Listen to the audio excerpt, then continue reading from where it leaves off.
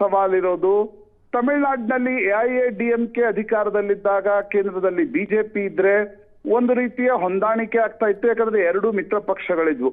DMK ಅಧಿಕಾರದಲ್ಲಿದ್ದಾಗ ಕೇಂದ್ರ ಮತ್ತು ಡಿಎಂಕೆ ನಡುವಿನ ಒಂದಿಷ್ಟು ತಿಕ್ಕಾಟಗಳು ಕೂಡ ಡೆವಲ್ಯೂಷನ್ ಆಫ್ ಫಂಡ್ಸ್ ಇಂದ ಹಿಡಿದು ಹಿಂದಿ ಭಾಷಾ ಹೇರಿಕೆಯವರೆಗೆ ನಾನಾ ರೀತಿಯಾಗಿರ್ತಕ್ಕಂಥ ರೀತಿಯಲ್ಲಿ ಆ ಒಂದು ಅಕ್ರಿಮೋನಿಯಲ್ ರಿಲೇಷನ್ಸ್ಗಳು ತಮಿಳುನಾಡು ಮತ್ತು ಕೇಂದ್ರದ ಮಧ್ಯೆ ಇದ್ವು.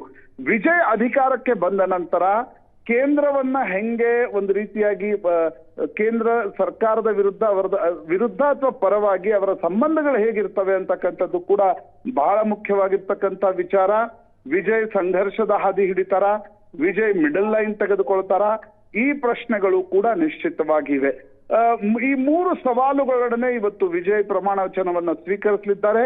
ಮುಂದಿನ ಹಾದಿ ಸುಲಭ ಅಲ್ಲ, ಆದ್ರೆ ಅಸಾಧ್ಯವೂ ಕೂಡ ಕಾಣ್ತಾ ಇಲ್ಲ.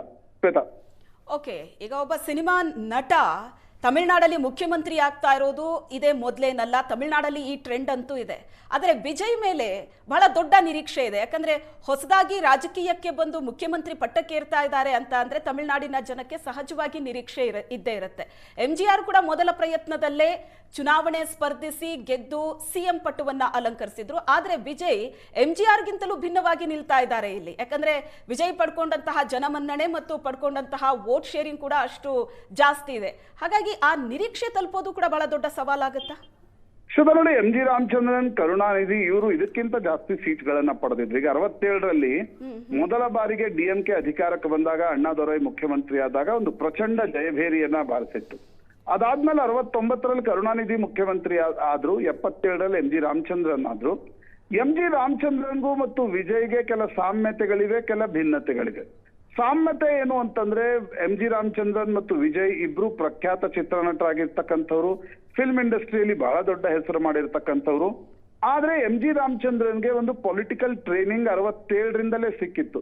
12 ವರ್ಷ ಆ ಪೊಲಿಟಿಕಲ್ ಟ್ರೈನಿಂಗು, ಪೊಲಿಟಿಕಲ್ ಕೇಡರು, ಐಡಿಯಾಲಜಿಗಳನ್ನ ಇಟ್ಕೊಂಡೇ ಅಣ್ಣಾ ಡಿಎಂಕೆಯನ್ನ MG ರಾಮಚಂದ್ರನ್ ಸ್ಥಾಪಿಸಿದ್ರು. ಬದುಕಿರುವವರೆಗೆ 10 ವರ್ಷಗಳ ಕಾಲ ಅವರು ಮುಖ್ಯಮಂತ್ರಿಯಾಗಿದ್ದು. ವಿಜಯ್ಗೆ ಆ ಐಡಿಯಾಲಜಿ ಕಾಣ್ತಾ ಇಲ್ಲ. ವಿಜಯ್ ಕಾಂಗ್ರೆಸ್ನ ಐಡಿಯಾಲಜಿಗೂ ಹತ್ರದವರಿದ್ದಾರೆ. It is one type of strength also, one type of flexibility also.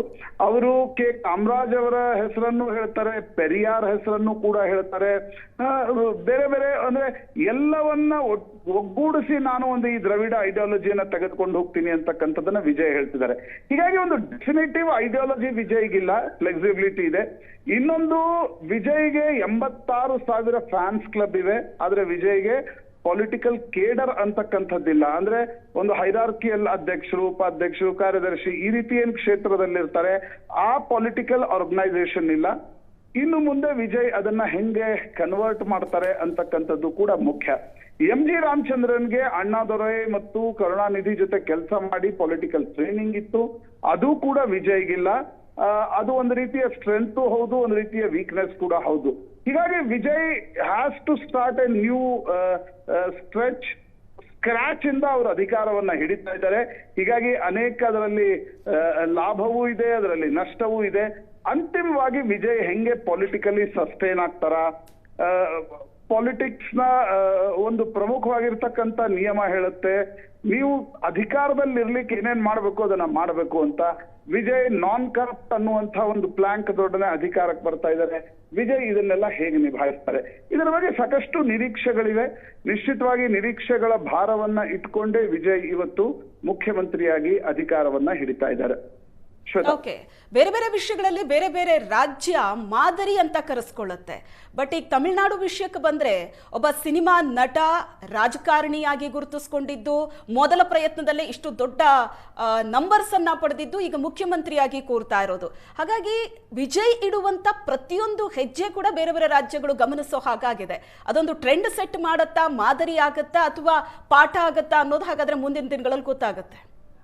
ನೋಡಿ, ತಮಿಳುನಾಡು ಒಂದು ರೀತಿ ಬಿಹಾರದ ರೀತಿಯಲ್ಲಿ ಒಂದು ರೀತಿ ಬ್ಯಾಂಕ್ರಪ್ಟ್ ರಾಜ್ಯ ಅಲ್ಲ. ತಮಿಳುನಾಡಿಗೆ GST ಕಲೆಕ್ಷನ್ ನಂಬರ್ 3-4 ಅಲ್ಲಿ GST ಕಲೆಕ್ಷನ್ ಅಲ್ಲಿ ಬರುತ್ತೆ. ಅಭಿವೃದ್ಧಿಯ ಮಾನದಂಡದಲ್ಲಿ ತಮಿಳುನಾಡು ಸೂಚ್ಯಂಕದಲ್ಲಿ ಮುಂದಿದೆ. ಇವೆಲ್ಲವೂ ಕೂಡ ವಿಜಯ್ಗೆ ಒಂದು ರೀತಿಯ ಅನುಕೂಲಕರ ಅಂಶಗಳು. ಅಂದ್ರೆ ಬಜೆಟ್ ನಲ್ಲಿ ಈ ರೀತಿಯ ಗ್ಯಾರಂಟಿಗಳನ್ನ ಕೊಡ್ಲಿಕ್ಕೆ ಒಂದಿಷ್ಟು ಅವಕಾಶ ನಿಶ್ಚಿತವಾಗಿ ವಿಜಯ್ಗಿರುತ್ತೆ.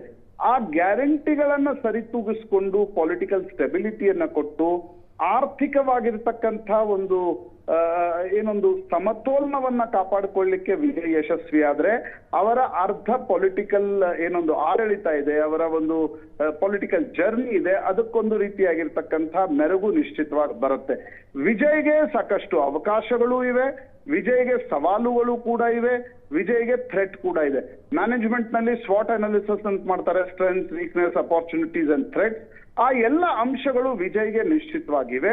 ಆದ್ರೆ ಒಂದು ಕ್ಲೀನ್ ಸ್ಲೇಟ್ ಇದೆ, ಯಾವುದೇ ರೀತಿಯಾಗಿರ್ತಕ್ಕಂಥ ಬ್ಯಾಗೇಜ್ ಇಲ್ಲ, ಹ್ಯೂಜ್ ಫ್ಯಾನ್ ಫಾಲೋಯಿಂಗ್ ಇದೆ. ಮೊದಲ ಚುನಾವಣೆಯಲ್ಲೇ ಇಷ್ಟೊಂದು ದೊಡ್ಡ ಪ್ರಮಾಣದಲ್ಲಿ ವೋಟ್ ಶೇರ್ ಅನ್ನ ತೆಗೆದುಕೊಂಡಿದ್ದಾರೆ, ಸೀಟ್ಗಳನ್ನ ತೆಗೆದುಕೊಂಡಿದ್ದಾರೆ. ಅದನ್ನ ಹೇಗೆ ವಿಜಯ್ ಸ್ಟೆಬಿಲಿಟಿಯಲ್ಲಿ ಕನ್ವರ್ಟ್ ಮಾಡ್ತಾರೆ? ಇಂಟ್ರೆಸ್ಟಿಂಗ್ ಟು ಸಿ ಶ್ವೇತಾ, ಬೇರೆ ರಾಜ್ಯಗಳಲ್ಲಿ ಈ ರೀತಿಯ ಘಟನೆಗಳು ತುಂಬಾ ಕಡಿಮೆ ನಡೀತವೆ. ಫಾರ್ ಎಕ್ಸಾಂಪಲ್, ಈಗ ಕರ್ನಾಟಕದಲ್ಲಿ ನಾವು ಕಾಂಗ್ರೆಸ್, ಬಿಜೆಪಿ, ಜೆಡಿಎಸ್ 3 ಪಾರ್ಟಿಗಳು ಕಳೆದ 25 ವರ್ಷಗಳಿಂದ ಏನ್ ಕೆಲಸ ಮಾಡ್ತಾ ಇವೆ. ಅದೇ ಪೊಲಿಟಿಕಲ್ ಪಾರ್ಟಿಗಳಲ್ಲೇ ಒಮ್ಮೆ ಇವರು ಒಮ್ಮೆ ಅವರು ಅಂತಕ್ಕಂಥದ್ದನ್ನು ನೋಡ್ತೀವಿ. ಹಿಂದೆ ಆಂಧ್ರದಲ್ಲಿ ಒಮ್ಮೆ ಇದಾಗಿತ್ತು. ಕಾಂಗ್ರೆಸ್ ಆಗಿನ ಮುಖ್ಯಮಂತ್ರಿಯನ್ನ ಅವಮಾನಿಸಿದ್ರು ರಾಜೀವ್ ಗಾಂಧಿ ಅನ್ನುವ ಕಾರಣಕ್ಕೋಸ್ಕರ. NT ರಾಮರಾವ್ ತೆಲುಗು ಬಿಡ್ಡ ಅನ್ನುವ ಒಂದು ಘೋಷಣೆಯೊಡನೆ ಚುನಾವಣಾ ರಾಜಕಾರಣಕ್ಕೆ ಬಂದ್ರು. ತೆಲುಗು ದೇಶಂ ಮೊದಲ ಬಾರಿಗೆ ಅಧಿಕಾರವನ್ನ ಹಿಡಿತು. ಇನ್ನುಳಿದ ರಾಜ್ಯಗಳಲ್ಲಿ ಈಗ Chiranjeevi for example, is hugely popular, but Prajarajyam ಆ ಮಟ್ಟದ ಯಶಸ್ಸನ್ನ ಕಾಣ್ಲಿಲ್ಲ, ಫಿಸಲ್ ಔಟ್ ಆಯ್ತು. ನಂತರ ಪ್ರಜಾರಾಜ್ಯಂ ಅನ್ನ ಅವರು ಕಾಂಗ್ರೆಸ್ ನಲ್ಲಿ ವಿಲೀನ ಮಾಡಬೇಕಾಯ್ತು. ಪವನ್ ಕಲ್ಯಾಣ್ಗೂ ಕೂಡ ಫ್ಯಾನ್ ಫಾಲೋಯಿಂಗ್ ಇದೆ, ಆದ್ರೆ ದೊಡ್ಡ ಮಟ್ಟದಲ್ಲಿ ಅಂದ್ರೆ ವಿಜಯ್ಗೆ ಸಿಕ್ಕಂತ ಯಶಸ್ಸು ಸಿಕ್ಕಿಲ್ಲ. ಚಂದ್ರಬಾಬು ನಾಯ್ಡು ಜೊತೆ ಕೈ ಜೋಡಿಸಿದ್ರು, ಈಗ ಉಪಮುಖ್ಯಮಂತ್ರಿ ಆಗಿದ್ದಾರೆ. ಇನ್ನುಳಿದ ರಾಜ್ಯಗಳಲ್ಲಿ ಈ ಯಶಸ್ಸು ಸಿಕ್ಕಿಲ್ಲ. ಈ ಯಶಸ್ಸು ಇತ್ತೀಚಿನ ದಿನಗಳಲ್ಲಿ ಸಿಕ್ಕಿದ್ದು ಅರವಿಂದ್ ಕೇಜ್ರಿವಾಲ್ಗೆ ದಿಲ್ಲಿಯಲ್ಲಿ. ಬಟ್ ಅದು ನಿರೀಕ್ಷೆಯ ಭಾರಗಳೊಡನೆ ಅರವಿಂದ್ ಕೇಜ್ರಿವಾಲ್ ಬಂದ್ರು, 10 ವರ್ಷ ಅಧಿಕಾರ ಹಿಡಿದ್ರು. 10 ವರ್ಷದಲ್ಲಿ ಈಗ ಆಮ್ ಆದ್ಮಿ ಪಕ್ಷ ನಿಧಾನವಾಗಿ ಫಿಸಲ್ ಔಟ್ ಆಗ್ತಿದೆ. ಇದು ಒಂದು ಪೊಲಿಟಿಕಲ್ ಸೈಕಲ್ ನ ಭಾಗ ಶ್ವೇತಾ. ಆದ್ರೆ ಸಿಕ್ಕಿರುವ ಅವಕಾಶವನ್ನ, ಸಿಕ್ಕಿರುವ ಸಮಯವನ್ನ, ಸಿಕ್ಕಿರುವ ಅಧಿಕಾರವನ್ನ ವಿಜಯ್ ಹೇಗೆ ಬಳಸ್ಕೊಳ್ತಾರೆ, ಯಶಸ್ವಿ ಆಗ್ತಾರ ಅಥವಾ ಫಿಸಲ್ ಔಟ್ ಆಗ್ತಾರ, ಇದು ಕಾಲವೇ ನಿರ್ಧರಿಸುತ್ತೆ. ಮತ್ತು ವಿಜಯರ ಆಡಳಿತದ ವೈಖರಿ, ಆಡಳಿತದ ಭಂಗಿ ಇದನ್ನ ಸ್ಪಷ್ಟವಾಗಿ ನಿರ್ಧರಿಸುತ್ತೆ. Shweta. Yes, thank you Prashant, ನಿಮ್ಮೆಲ್ಲ ಡೀಟೇಲ್ಸ್ಗೆ.